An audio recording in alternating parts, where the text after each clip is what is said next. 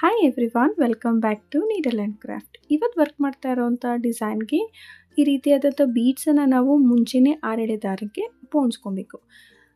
ಜೊತೆಗೆ needle number 10 use ಮಾಡ್ತಾ ಇದ್ದೀನಿ. ಬೀಡ್ ಸೈಜ್ ಬಂದು ಯಾವುದಾದ್ರೂ ತೊಗೊಬೋದು, ಲೈಕ್ 4, 5, 6 ಅಪ್ ಟು 7ವರೆಗೂ ನೀವು 7 ವರೆಗೂ ಯೂಸ್ ಮಾಡಿ ಡಿಸೈನ್ನ ವರ್ಕ್ ಮಾಡ್ಬೋದು. ಸೊ ನಾನಿವತ್ತು ಸ್ಯಾಂಪಲ್ ಲೇಸ್ ಮೇಲೆ ವರ್ಕ್ ಮಾಡಿನೇ ತೋರಿಸ್ತಾ ಇದ್ದೀನಿ. 2 ಸ್ಟೆಪ್ಪಲ್ಲಿ ಈ ಡಿಸೈನ್ ಬರುತ್ತೆ. ಸೊ ಫಸ್ಟ್ ಸ್ಟೆಪ್ ಪಲ್ಲು ರೈಟ್ ಸೈಡಿಂದನೇ ನಾವು ಸ್ಟಾರ್ಟ್ ಮಾಡೋಣ.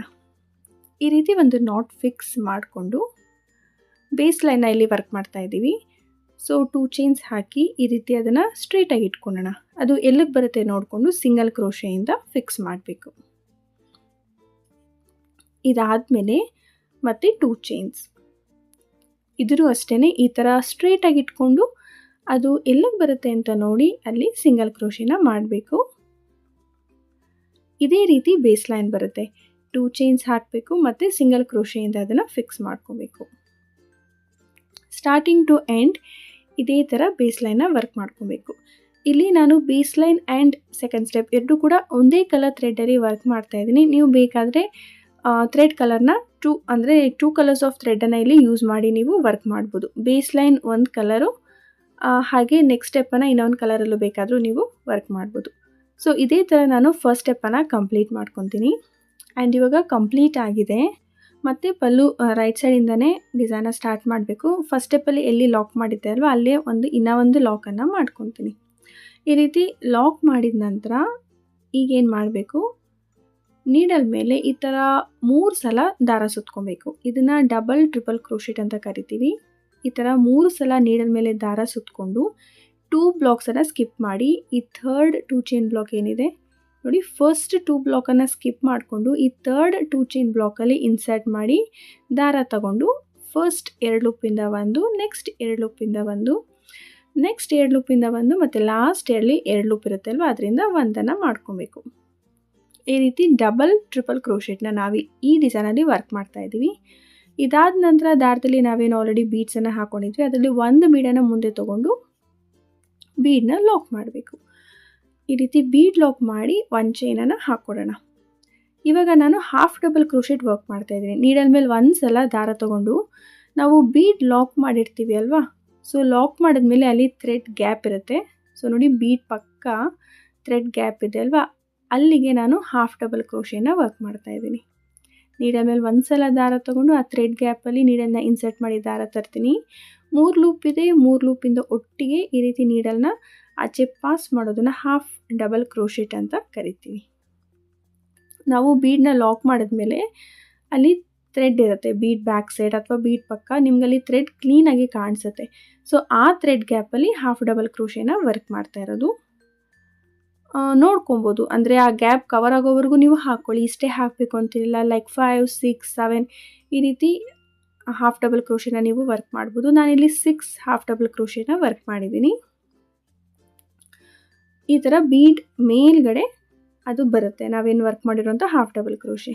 ನೆಕ್ಸ್ಟ್ ಮತ್ತೆ ನೀಡಲ್ ಮೇಲೆ ಈ ಥರ 3 ಸಲ ದಾರ ತೊಗೊಂಡು ಸೇಮ್ 2 ಚೈನ್ ಬ್ಲಾಕಲ್ಲಿ ಇನ್ನೂ ಒಂದು ಡಬಲ್ ಟ್ರಿಪಲ್ ಕ್ರೋಶೆನ ವರ್ಕ್ ಮಾಡಬೇಕು. ಅದೇ 2 ಚೈನ್ ಬ್ಲಾಕ್ ನಾವೇನು ಪ್ರೀವಿಯಸ್ ವರ್ಕ್ ಮಾಡಿದ್ದೀವಿ ಅದೇ ಬ್ಲಾಕಲ್ಲಿ ವರ್ಕ್ ಮಾಡಿಕೊಂಡು ಈಗ ಇನ್ನೂ ಒಂದು ಬೀಡನ್ನು ಮುಂದೆ ತೊಗೊಳ್ಳೋಣ. ಜಸ್ಟ್ 1 ಬೀಡನ್ನು ಮಾತ್ರ ಈ ರೀತಿ ಮುಂದಕ್ಕೆ ಪುಷ್ ಮಾಡಿ ಬೀಡನ್ನ ಲಾಕ್ ಮಾಡಬೇಕು. ಬೀಡನ್ನ ತುಂಬ ಟೈಟಾಗೂ ಲಾಕ್ ಮಾಡಿಬಿಡಿ, ಹಾಗೆ ತುಂಬ ಲೂಸಾಗೂ ಲಾಕ್ ಮಾಡಬಾರ್ದು, ಕರೆಕ್ಟಾಗಿ ಲಾಕ್ ಮಾಡ್ಕೊಳ್ಳಿ. ಲಾಕ್ ಮಾಡಿ 1 ಚೈನ್ ಹಾಕಿ ಮತ್ತು ಹಾಫ್ ಡಬಲ್ ಕ್ರೋಶೆನ ವರ್ಕ್ ಮಾಡ್ತೀನಿ. ನೀಡಲ್ ಮೇಲೆ ಒಂದು ಸಲ ದಾರ ತೊಗೊಂಡು ಬೀಡನ್ನ ಲಾಕ್ ಮಾಡಿದ್ಮೇಲೆ ಬೀಡ್ ಪಕ್ಕ ಅಥವಾ ಬೀಡ್ ಬ್ಯಾಕ್ ಸೈಡ್ ನಿಮ್ಗೆ ಏನಲ್ಲಿ ಥ್ರೆಡ್ ಕಾಣುತ್ತೆ ಅಲ್ಲಿಗೆ ನಾನು ವರ್ಕ್ ಮಾಡ್ತಾ ಇರೋದು. ಕೆಲವ್ರಿಗೆ ಹಾಫ್ ಡಬಲ್ ಕ್ರೋಶೆ ವರ್ಕ್ ಮಾಡೋದಕ್ಕೆ ಕಷ್ಟ ಅನಿಸುತ್ತೆ ಅಂದರೆ ನೀವು ಸಿಂಗಲ್ ಕ್ರೋಶೆ ಕೂಡ ಹಾಕೊಬೋದು. ಸೊ ಸಿಂಗಲ್ ಕ್ರೋಶೆ ಹಾಕೋದ್ರಿಂದ ಇನ್ನೂ ಬೇಗ ಡಿಸೈನ್ ಕಂಪ್ಲೀಟ್ ಆಗುತ್ತೆ. It doesn't make much difference, ಅಷ್ಟು ಡಿಫ್ರೆನ್ಸ್ ನಮಗೆ ಕಾಣಿಸೋದೇ ಇಲ್ಲ ಹಾಫ್ ಡಬಲ್ ಕ್ರೋಶೆ ಅಥವಾ ಸಿಂಗಲ್ ಕ್ರೋಶೆ ಹಾಕೋದ್ರಿಂದ. ಸೊ ಎರಡರಲ್ಲಿ ನಿಮಗೆ ಯಾವುದು ಕಂಫರ್ಟ್ ಅನಿಸುತ್ತೋ ಅದನ್ನು ನೀವು ಟ್ರೈ ಮಾಡ್ಬೋದು. ಸೊ ನಾನು ಫಸ್ಟ್ ಬೀಡ್ ಬ್ಯಾಕ್ ಸೈಡಲ್ಲಿ, ಅಂದರೆ ಬೀಡ್ ಬ್ಯಾಕ್ ಸೈಡ್ ಇರೋ ಥ್ರೆಡ್ ಗ್ಯಾಪಲ್ಲಿ 6 ಹಾಫ್ ಡಬಲ್ ಕ್ರೋಶೆ ವರ್ಕ್ ಮಾಡಿದ್ದೆ, ಹಾಗಾಗಿ ಎಲ್ಲ ಕಡೆ 6 ಹಾಫ್ ಡಬಲ್ ಕ್ರೋಶೆನ ವರ್ಕ್ ಮಾಡ್ತಾ ಇದ್ದೀನಿ. ನೋಡಿ ಈ ರೀತಿ ಬರುತ್ತೆ. ಇದಾದಮೇಲೆ ಮತ್ತೆ ನೀಡಲ್ ಮೇಲೆ 3 ಸಲ ದಾರ ತೊಗೊಂಡು ಸೇಮ್ 2 ಚೈನ್ ಬ್ಲಾಕಲ್ಲಿ ಇನ್ಸರ್ಟ್ ಮಾಡಿ ಡಬಲ್ ಟ್ರಿಪಲ್ ಕ್ರೋಶೆನ ವರ್ಕ್ ಮಾಡಬೇಕು. ಈ ರೀತಿ ಡಬಲ್ ಟ್ರಿಬಲ್ ಕ್ರೋಶೆಟ್ ಆದಮೇಲೆ ಮತ್ತೆ ಒಂದು ಬೀಡನ್ನು ಹೀಗೆ ಮುಂದೆ ತೊಗೊಂಡು ಬೀಡನ್ನ ಲಾಕ್ ಮಾಡಬೇಕು. ನಾನು ಆವಾಗಲೇ ಹೇಳಿದೆ ಅಲ್ಲ, ಲಾಕ್ ಮಾಡಬೇಕಾದ್ರೆ ತುಂಬ ಟೈಟಾಗೂ ಬೇಡ ಅಥವಾ ಲೂಸಾಗೂ ಲಾಕ್ ಮಾಡಬಾರ್ದು. ಕರೆಕ್ಟಾಗಿ ನೀವು ಲಾಕ್ ಮಾಡ್ಕೊಳ್ಳಿ. ಲಾಕ್ ಮಾಡಿದ ತಕ್ಷಣ ಇಮಿಡಿಯೇಟಾಗಿ ಒಂದು ಚೈನ್ ಹಾಕ್ಕೊಂಡ್ರೆ ಸ್ಟಿಫಾಗಿ ಕೂರುತ್ತೆ. ಅಂದರೆ ಸಮ್ಟೈಮ್ಸ್ ಏನಾಗುತ್ತೆ, ಅಲ್ಲಿ ಥ್ರೆಡ್ ಬಂದು ಸ್ಲಿಪ್ ಆಗುವಂಥ ಚಾನ್ಸಸ್ ಇರುತ್ತೆ. ಸೊ ಸ್ಲಿಪ್ ಆದರೆ ಏನಾಗುತ್ತೆ, ಅಲ್ಲಿ ಥ್ರೆಡ್ ಗ್ಯಾಪ್ ಜಾಸ್ತಿ ತೊಗೊಳುತ್ತೆ. ಸೊ ನಾವು ಆ ಗ್ಯಾಪಲ್ಲೇ ವರ್ಕ್ ಮಾಡೋದ್ರಿಂದ ಗ್ಯಾಪ್ ಜಾಸ್ತಿ ಆದಷ್ಟು ಡಿಸೈನು ಅಷ್ಟು ಚೆನ್ನಾಗಿ ಕಾಣಿಸೋದಿಲ್ಲ. ಅಂದರೆ ಬೀಡಲ್ಲಿ ಕರೆಕ್ಟಾಗಿ ಪ್ಲೇಸ್ ಆಗಿದೆ ಅಂತ ಕಾಣಿಸೋದಿಲ್ಲ. ಹಾಗಾಗಿ ಲಾಕ್ ಮಾಡಿದ್ಮೇಲೆ ಇಮಿಡಿಯೇಟಾಗಿ ಒಂದು ಚೈನ್ನ ಹಾಕ್ಕೊಂಡು ಡಿಸೈನ್ನ ಸ್ಟಾರ್ಟ್ ಮಾಡ್ಕೊಳ್ಳಿ. ಸೊ ಈಸಿ ಇದೆ ಡಿಸೈನ್. ಇಲ್ಲಿ ಹಾಫ್ ಡಬಲ್ ಕ್ರೋಶೆ ಅಷ್ಟೇ ಅಲ್ಲ, ಈವನ್ ನೀವು ಪಿಕೋ ಸ್ಟಿಚ್ ಕೂಡ ವರ್ಕ್ ಮಾಡ್ಬೋದು. ನಾನು ನೆಕ್ಸ್ಟ್ ಆರ್ಚಲ್ಲಿ ಪಿಕೋ ಸ್ಟಿಚ್ ಹಾಕ್ಬಿಟ್ಟು ಯಾವ ರೀತಿ ಮಾಡೋದು ಅಂತ ತೋರಿಸ್ತೀನಿ. ಸೊ ಈ ರೀತಿ ಜಸ್ಟ್ 3 ಬೀಡ್ಸ್ನ ಮಾತ್ರ ಆ್ಯಡ್ ಮಾಡಿದ್ದೀನಿ. ನೀವು ಬೇಕಾದರೆ 4 ಕೂಡ ಆ್ಯಡ್ ಮಾಡ್ಬೋದು, ಬಟ್ ನಾನು 3 ಬೀಡ್ಸ್ಗೆ ಡಿಸೈನ್ನ ಎಂಡ್ ಮಾಡ್ತಾಯಿದ್ದೀನಿ. ಸೊ ಯಾವ ರೀತಿ ಆರ್ಚ್ನ ಕಂಪ್ಲೀಟ್ ಮಾಡೋದು ಅಂದರೆ, ಮತ್ತೆ ನಾವು ಲಾಸ್ಟಲ್ಲಿ ಡಬಲ್ ಟ್ರಿಪಲ್ ಕ್ರೋಶೆನ ವರ್ಕ್ ಮಾಡಿ ಸೇಮ್ 2 ಚೈನ್ ಬ್ಲಾಕ್ ಏನಿದೆ ಅಲ್ಲಿಗೆ ಮಾಡ್ಕೊಬೇಕು. ಅಂದರೆ ನೀಡದ ಮೇಲೆ ಮತ್ತೆ 3 ಸಲ ದಾರ ತೊಗೊಂಡು ಸೇಮ್ 2 ಚೈನ್ ಬ್ಲಾಕಲ್ಲಿ ಒಂದು ಡಬಲ್ ಟ್ರಿಪಲ್ ಕ್ರೋಶೆನ ವರ್ಕ್ ಮಾಡಿಬಿಟ್ರೆ ಈ ರೀತಿ ಆರ್ಚ್ ಕಂಪ್ಲೀಟ್ ಆಗುತ್ತೆ. ಸೊ ಇವಾಗ ಸ್ಟಾರ್ಟಿಂಗ್ 2 ಬ್ಲಾಕ್ಸನ್ನು ಸ್ಕಿಪ್ ಮಾಡಿದ್ದೆ. ಸೊ ಇಲ್ಲೂ ಅಷ್ಟೇ 2 ಬ್ಲಾಕ್ ಸ್ಕಿಪ್ ಮಾಡಿ ನೆಕ್ಸ್ಟ್ ಏನು ಲಾಕ್ ಇರುತ್ತೆ ಅಲ್ವಾ, ಸೊ ಆ ಲಾಕ್ ಮೇಲೆ ಸಿಂಗಲ್ ಕ್ರೋಶೆಯಿಂದ ಆರ್ಚನ್ನು ಫಿಕ್ಸ್ ಮಾಡಬೇಕು. ಈ ರೀತಿ ಆರ್ಚ್ ಬರುತ್ತೆ. ಈಸಿಯಾಗಿ ಹಾಕೊಬೋದು ಈ ಡಿಸೈನ. ಜಾಸ್ತಿ ಟೈಮ್ ಕೂಡ ಬೇಡ, ತುಂಬ ಬೇಗನೂ ಕಂಪ್ಲೀಟ್ ಮಾಡ್ಬೋದು. ಈ ಡಿಸೈನ ನೀವು ವಿತ್ ಕುಚ್ಚು ಕೂಡ ಟ್ರೈ ಮಾಡ್ಬೋದು ಅಥವಾ ವಿತೌಟ್ ಕುಚ್ಚು ಕೂಡ ವರ್ಕ್ ಮಾಡ್ಬೋದು. ಮತ್ತು 4 ಚೈನ್ಸ್ ಹಾಕ್ತಾಯಿದ್ದೀನಿ. ಇಲ್ಲಿ ನೋಡ್ಕೊಳ್ಳಿ, 2 ಬ್ಲಾಕ್ ಸ್ಕಿಪ್ ಆದರೆ 2 ಬ್ಲಾಕನ್ನು ಸ್ಕಿಪ್ ಮಾಡಿ ಅಲ್ಲೇನು ಲಾಕ್ ಇರುತ್ತೆ ಅಲ್ವಾ, ಆ ಲಾಕ್ ಮೇಲೆ ಸಿಂಗಲ್ ಕ್ರೋಶೆಯಿಂದ ಫಿಕ್ಸ್ ಮಾಡಬೇಕು. 4 ಚೈನ್ ಅಥವಾ 5 ಚೈನ್ ನೋಡಿಕೊಂಡು ನೀವು ಅಲ್ಲಿ ವರ್ಕ್ ಮಾಡ್ಕೊಳ್ಳಿ.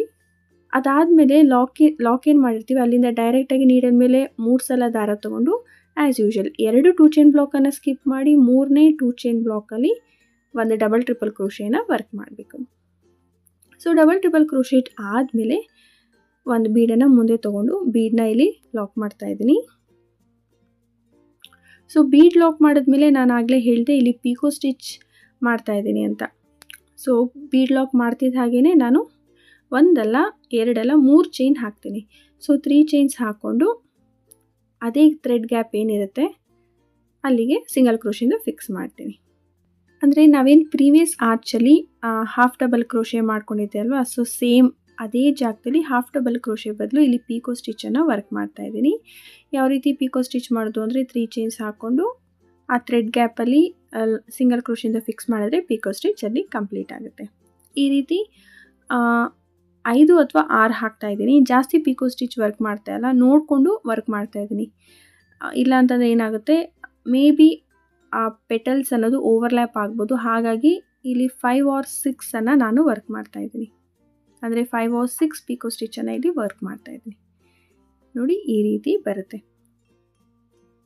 ಇದೇ ನನಗೆ ಪರ್ಸ್ನಲಿ ಇಷ್ಟ ಆಯಿತು. Instead of that half double crochet picot ಸ್ಟಿಚ್ಚನ್ನೇ ತುಂಬ ಚೆನ್ನಾಗಿ ಕಾಣಿಸ್ತಾ ಇದೆ. ಇದಾದಮೇಲೆ ಮತ್ತೆ ನೀಡದ ಮೇಲೆ 3 ಸಲ ದಾರ ತೊಗೊಂಡು ಸೇಮ್ 2 ಚೈನ್ ಬ್ಲಾಕಲ್ಲಿ ಒಂದು ಡಬಲ್ ಟ್ರಿಪಲ್ ಕ್ರೋಶೆನ ವರ್ಕ್ ಮಾಡ್ತೀನಿ. ಸೊ ಡಬಲ್ ಟ್ರಿಪಲ್ ಕ್ರೋಶೆಟ್ ಆದಮೇಲೆ ಒಂದು ಬೀಡನ್ನ ಆ್ಯಡ್ ಮಾಡಿ ಬೀಡನ್ನ ಲಾಕ್ ಮಾಡಿಕೊಂಡು ಪಿಕೋಸಿಂದ ಪೆಟಲ್ಸ್ನ ಮಾಡಿಬಿಟ್ಟು ಆರ್ಚ್ನ ಕಂಪ್ಲೀಟ್ ಮಾಡ್ತೀನಿ. ಸೊ ಇದೇ ಥರ ಕಂಪ್ಲೀಟ್ ಮಾಡಿ ಫೈನಲ್ ಆಗಿ ಡಿಸೈನ್ ಹೇಗೆ ಕಾಣುತ್ತೆ ಅಂತ ತೋರಿಸ್ತೀನಿ.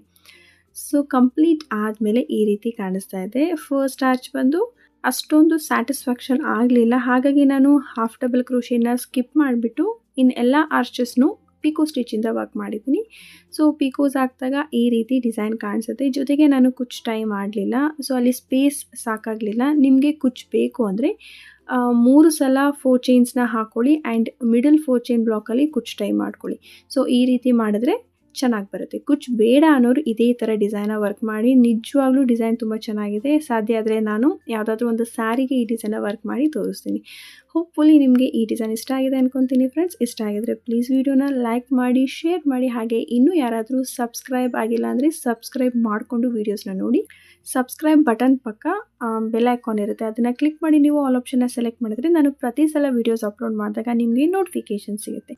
ಸೊ ವಿಡಿಯೋನ ಎಂಡ್ ಮಾಡ್ತಾ ನೆಕ್ಸ್ಟ್ ವಿಡಿಯೋಲಿ ಸಿಗ್ತೀನಿ. See you soon. Until then take care, bye.